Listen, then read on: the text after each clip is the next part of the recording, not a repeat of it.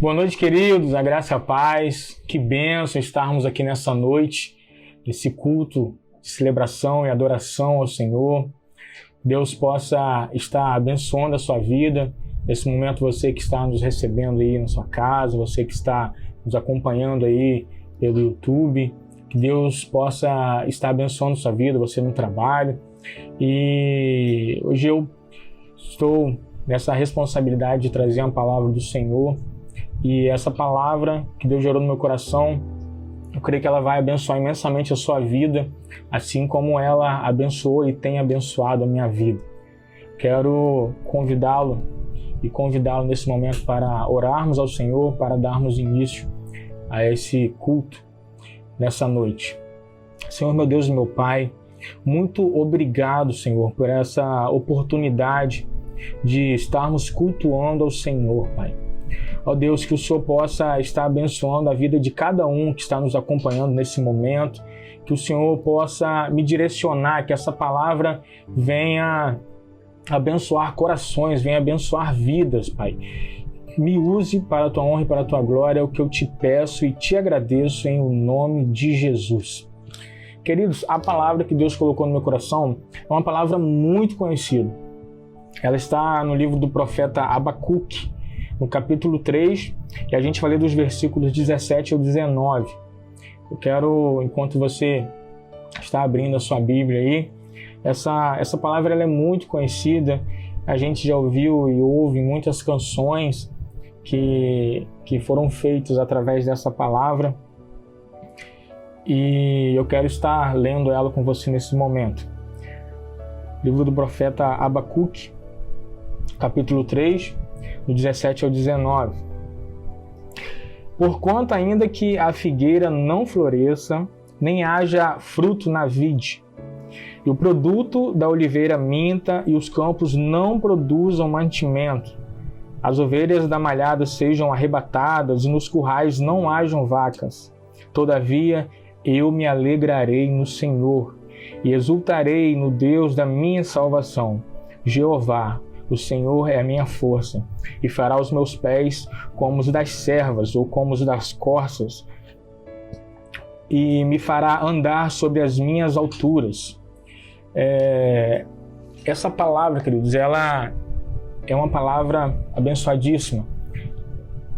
O profeta Abacuque, ele viveu em um período de decadência moral e espiritual do povo de Deus. E ele foi o último profeta de Judá antes da destruição de Jerusalém. E ele recebeu a difícil tarefa de anunciar o juízo de Deus através da invasão babilônica e da deportação do povo ao cativeiro. E mesmo ele com essa missão, com essa árdua missão, mesmo assim Abacuque ele buscava forças no Senhor para levar esperança ao povo. A expressão que ele utiliza, ainda que, ela mostra uma disposição para poder superar toda e qualquer dificuldade. A gente leu o capítulo 3, mas se você for voltar um pouquinho no capítulo 1, o profeta Abacuque ele inicia no livro, ele estava ali questionando a Deus. Ele questionava Deus porque como um Deus tão maravilhoso, um Deus todo-poderoso,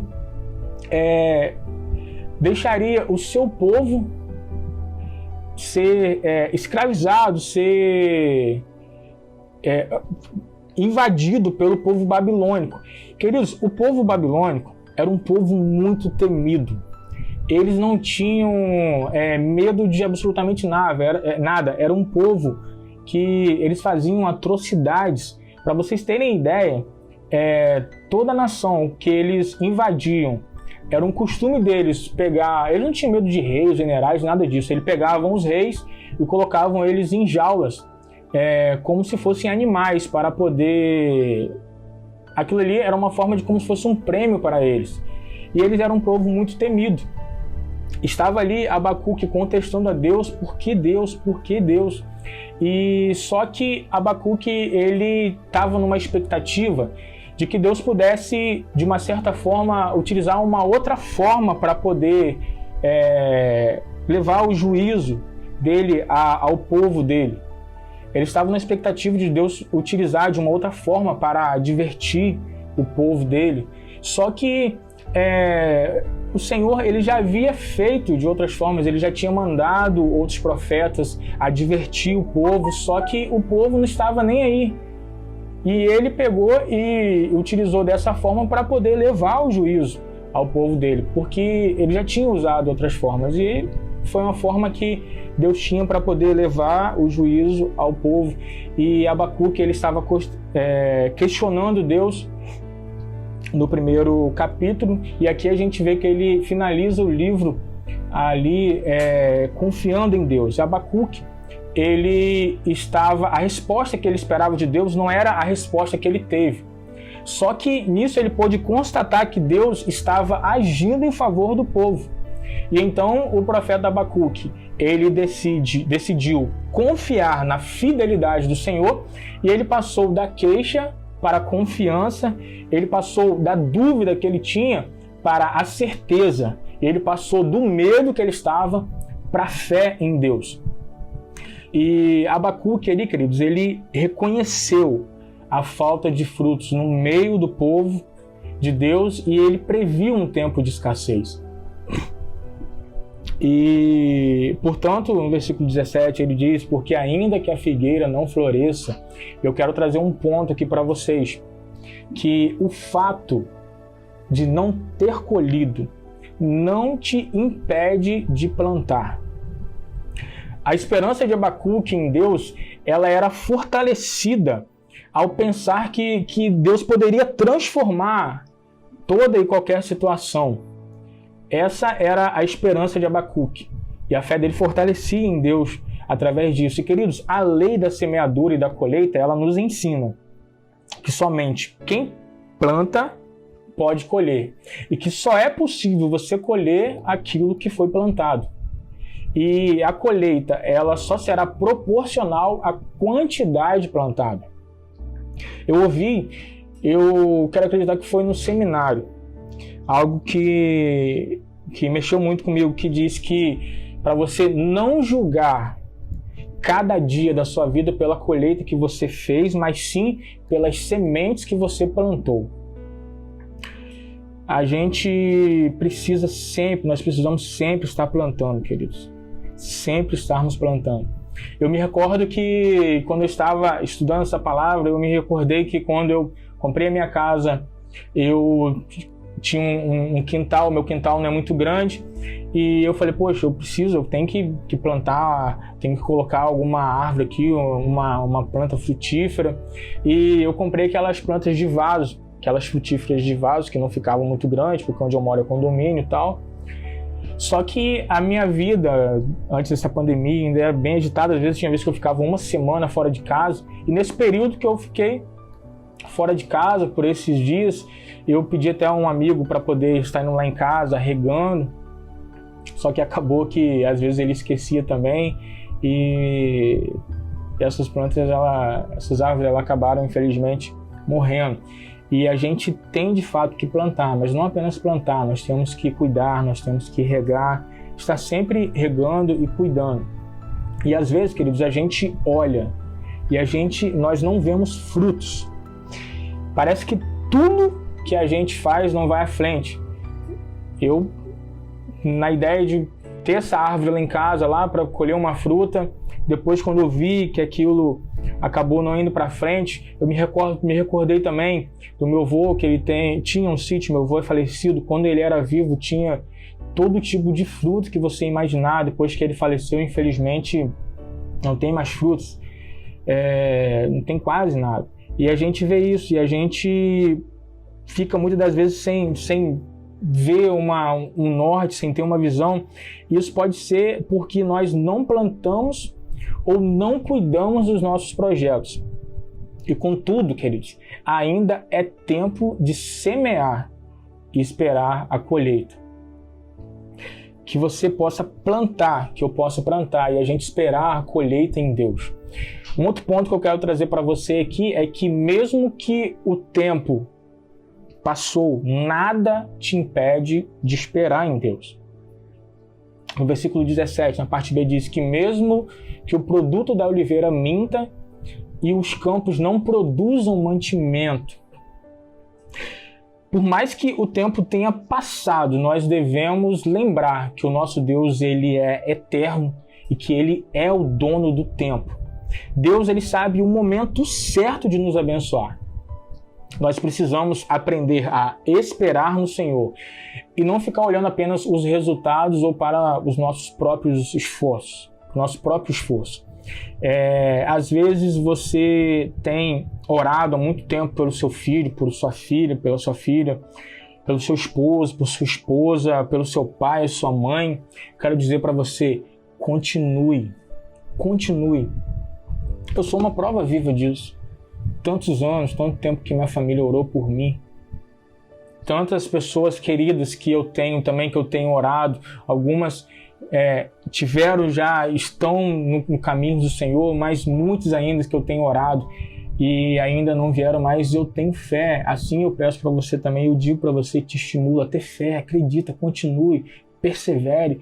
Por mais que todo o cenário, toda a circunstância faça com que você fique desmotivado, mas creia, porque você às vezes, quando a gente olha com os nossos olhos terrenos, a gente às vezes não vê, a gente tem dificuldade de ver, mas quando a gente usa os olhos da fé, aí a gente consegue enxergar, queridos.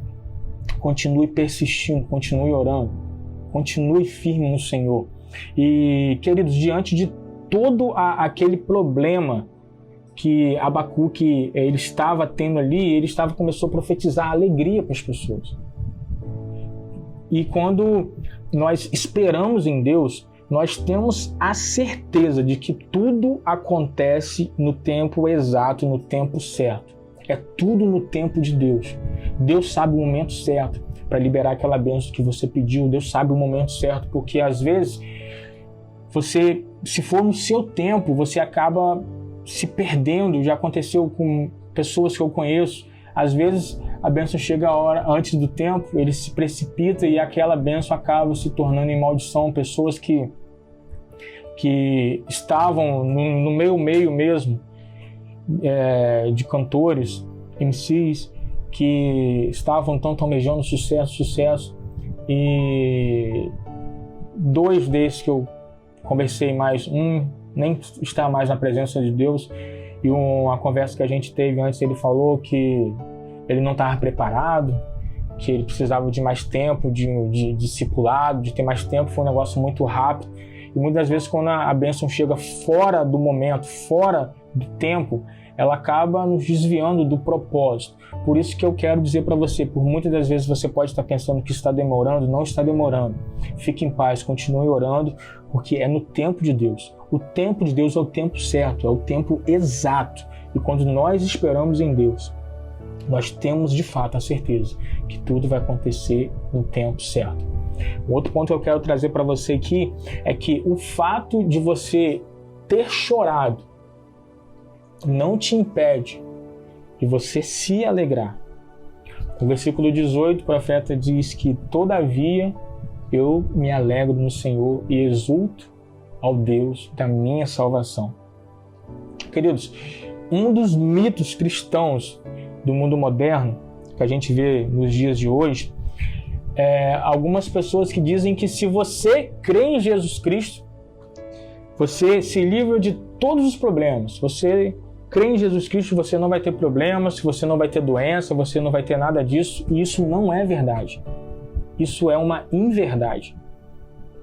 Porque senão o próprio Jesus não teria dito pra gente, porque na vida tereis aflição, que Jesus falou para nós, mas tem de bom ânimo, porque eu venci o mundo.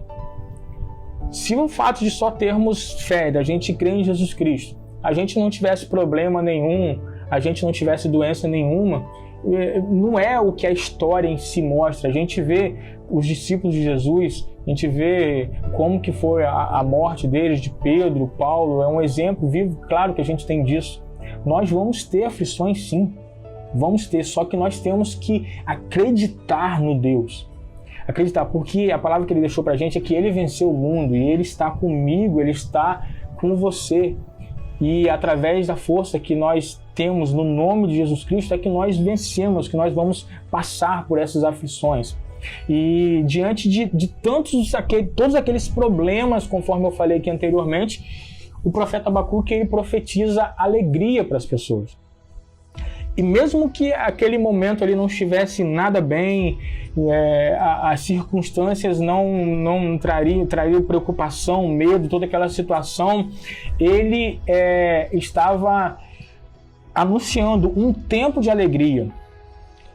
Talvez as pessoas ali elas nem entendessem as palavras que o profeta Abacuque estava profetizando para eles, mas o profeta Abacuque ele insistia em dizer que haveria um futuro melhor.